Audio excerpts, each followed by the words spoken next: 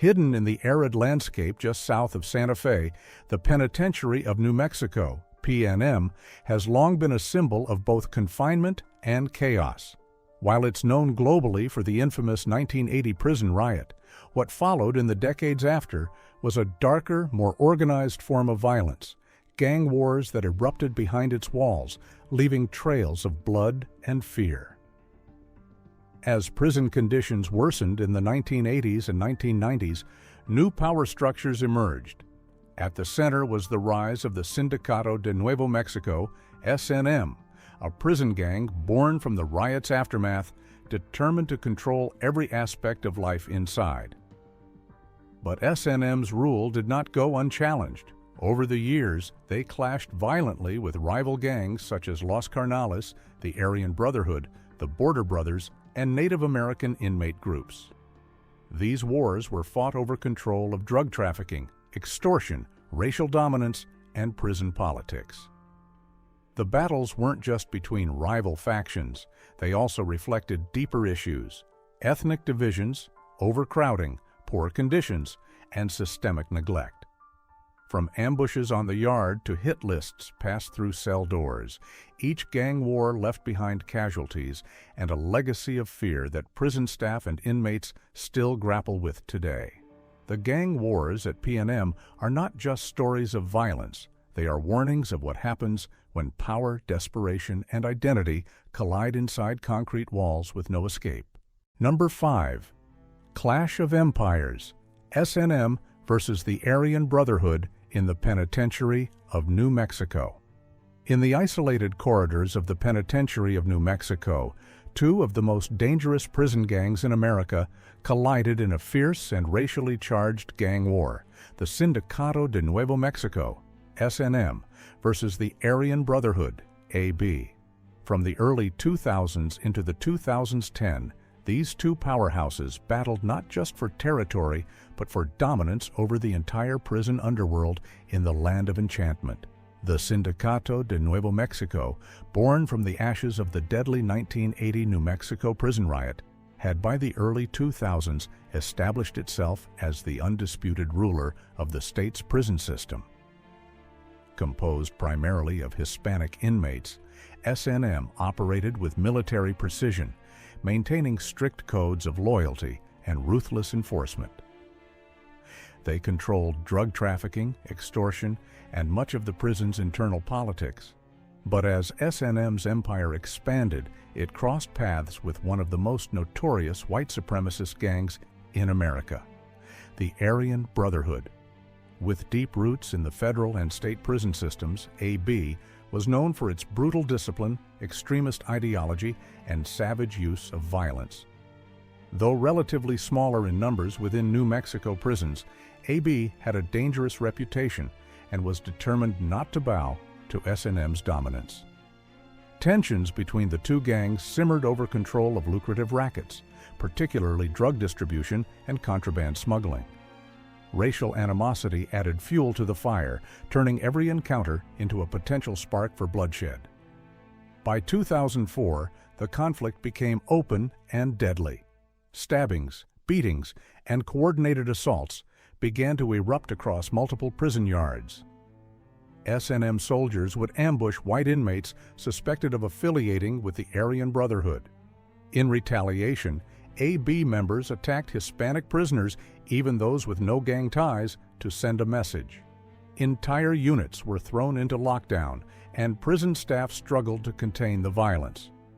One particularly brutal incident occurred in 2007 at the Level 6 facility near Santa Fe, where an SNM member was nearly killed in a coordinated AB attack during a recreation yard session. In response, SNM launched a targeted campaign against known AB operatives, creating hit lists and ordering assaults from within segregated housing units. Despite administrative efforts to keep members apart, the violence persisted for years. The war forced the New Mexico Department of Corrections to adopt extreme segregation policies, isolating high-level members in solitary confinement for years at a time. But even isolation could not stop the communication lines between gang generals and their foot soldiers. By the early 2010s, increased federal pressure and RICO indictments against both groups helped slow the violence. S&M remained the dominant force in the New Mexico prison system, while the Aryan Brotherhood's influence became more restrained due to isolation and transfers out of state. Still, the scars of the conflict remain. The S&M versus Aryan Brotherhood war was not just a battle of gangs, it was a war of ideologies, identities, and power. And in the unforgiving confines of the Penitentiary of New Mexico, such wars rarely end. They only go quiet, waiting to erupt again. Number 4. Blood feud behind bars. S&M versus Los Carnales in the Penitentiary of New Mexico. In the shadows of the high desert near Santa Fe, the Penitentiary of New Mexico became the battleground for one of the most brutal prison gang wars in the state's history.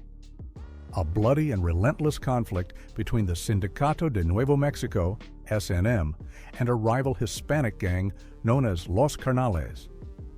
What began as a power struggle in the early 1990s escalated into a calculated war for complete control over the prison's drug trade, protection rackets, and racial alliances. The origins of this conflict trace back to the aftermath of the infamous 1980 New Mexico prison riot, where 33 inmates were killed in one of the most violent uprisings in American history. Out of that chaos rose the S&M, a militant and highly organized prison gang formed by inmates who sought to prevent future riots by seizing control themselves. But as S&M grew in strength and brutality, opposition naturally followed.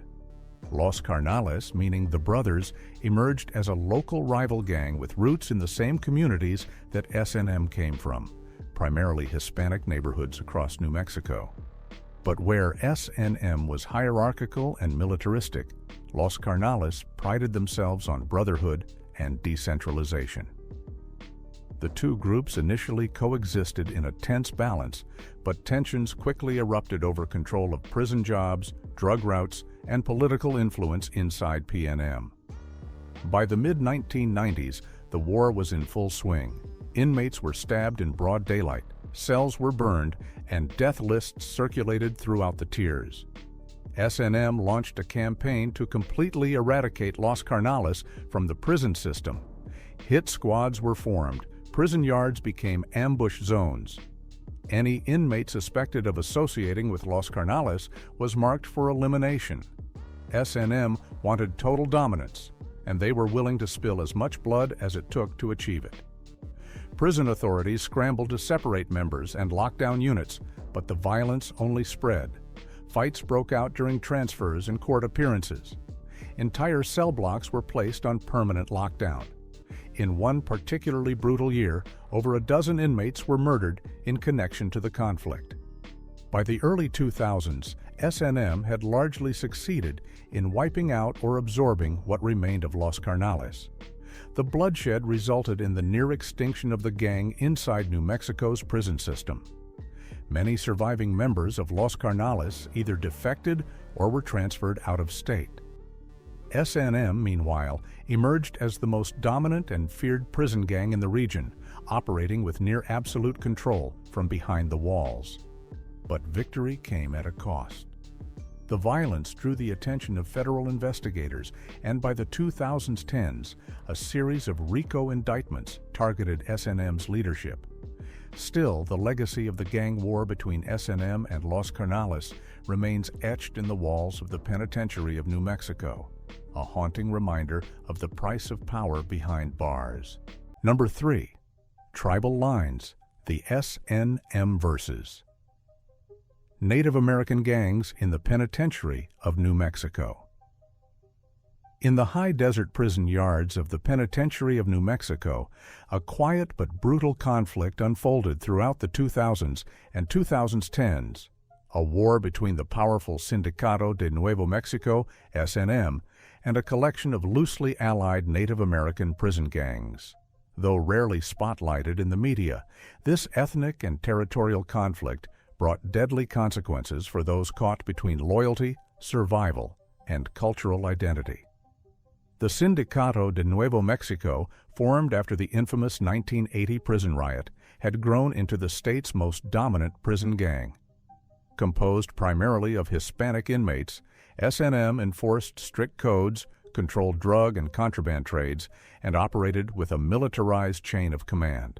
They ran their units with absolute authority, and any group that refused to bend to their control became a threat. Among those who resisted were small but fierce collectives of Native American inmates, mostly from New Mexico's vast tribal regions, including the Navajo, Apache, and Pueblo nations. These inmates often shared a strong bond rooted in cultural traditions, tribal loyalty, and resistance to outside influence. Though they lacked the organizational hierarchy of S&M, they were far from passive. Tensions first began over control of the prison economy. S&M demanded that all inmates pay rent, taxes on commissary items, drugs, or protection. Many Native American inmates refused, insisting on self-governance and independence. This defiance was seen by S&M as a direct challenge to their authority. By the early 2000s, isolated skirmishes turned deadly. Native inmates were assaulted for refusing to align with S&M or for protecting their own. In response, Native groups began forming self-defense alliances, some adopting symbols of tribal pride, while others adopted more militant tactics. Prison staff noted the formation of informal cliques among Navajo and Pueblo inmates, united not by gang names, but by shared identity and the instinct to protect their own. In 2008, violence exploded at the Penitentiary of New Mexico when an S&M enforcer was stabbed during a dispute with a Native inmate over control of a cell-block drug trade. Retaliation came swiftly, and multiple Native inmates were attacked in coordinated assaults. From that point forward, the two sides were locked in a cycle of violence. Beatings, stabbings, and targeted threats continued across several facilities. Despite their smaller numbers, Native American inmates proved to be formidable. Their tight-knit alliances and knowledge of the land and each other made them difficult to infiltrate. The S&M, frustrated by their inability to dominate, escalated intimidation tactics, including threats to family members and allies outside prison walls. Corrections officials responded with segregation, lockdowns, and transfers, but the cultural rift remained. This wasn't just a gang war, it was a battle over identity and resistance to domination.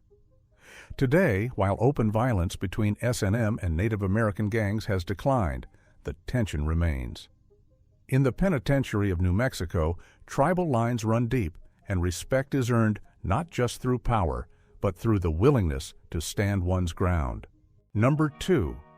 Desert Warfare. S&M versus Border Brothers in the Penitentiary of New Mexico. In the harsh and isolated environment of the Penitentiary of New Mexico, the 2010s saw the rise of a fierce and calculated gang conflict, a war between the long-dominant Syndicato de Nuevo Mexico, S&M, and a rising force known as the Border Brothers. This was not just a territorial dispute, it was a battle for control over identity, influence, and survival within one of America's most violent prison systems. By the start of the 2010s, the S&M held a powerful grip on New Mexico's correctional institutions. For years, no gang dared challenge their supremacy inside New Mexico's prisons. But a new force was emerging, the Border Brothers, a loosely affiliated network of Mexican national inmates, many of whom had ties to cartels or had been arrested on federal immigration or drug charges. Unlike S&M, the Border Brothers weren't born out of New Mexico streets, but came directly from across the southern border. Their arrival in increasing numbers began to disrupt the ethnic and power balance behind bars. At first, tensions were minimal. S&M attempted to co-opt the Border Brothers, forcing them into subordinate roles. But the Border Brothers, backed by cartel connections and hardened by years of street warfare, refused to bow to S&M's demands. As their numbers grew, so did their influence. Control over drugs, phone smuggling, and commissary rackets became battlegrounds. The peace shattered and violence erupted. Fights broke out in housing units, mess halls, and recreation yards. Border Brothers struck first in several facilities, stabbing S&M members in surprise attacks. S&M responded with calculated retaliation, targeting known leaders of the Border Brothers in brutal assaults designed to instill fear. The prison system became a pressure cooker. Correctional officers struggled to keep pace as lockdowns became routine and entire facilities were reshuffled to prevent bloodshed. One of the most violent episodes occurred in 2015 at the Southern New Mexico Correctional Facility, where an S&M soldier was ambushed and nearly killed in a suspected Border Brothers hit. That incident set off a chain reaction of retaliatory attacks across multiple prisons, resulting in several deaths and dozens of injuries. What made the S&M versus Border Brothers war particularly dangerous was its unpredictability. The Border Brothers had no formal hierarchy, making it difficult for S&M to neutralize them with targeted hits. Their decentralized nature forced S&M to adopt more aggressive, sweeping tactics, further fueling the violence. By the late 2000s and 10s, increased security protocols, transfers, and federal indictments helped slow the bloodshed. Still, the war left a permanent mark on the New Mexico prison system. The rise of the Border Brothers proved that S&M's dominance could be challenged, and that the power dynamics behind bars were shifting. In the unforgiving world of the Penitentiary of New Mexico, no kingdom lasts forever. Number 1. Hell Behind the Walls. The 1980 Penitentiary of New Mexico riot.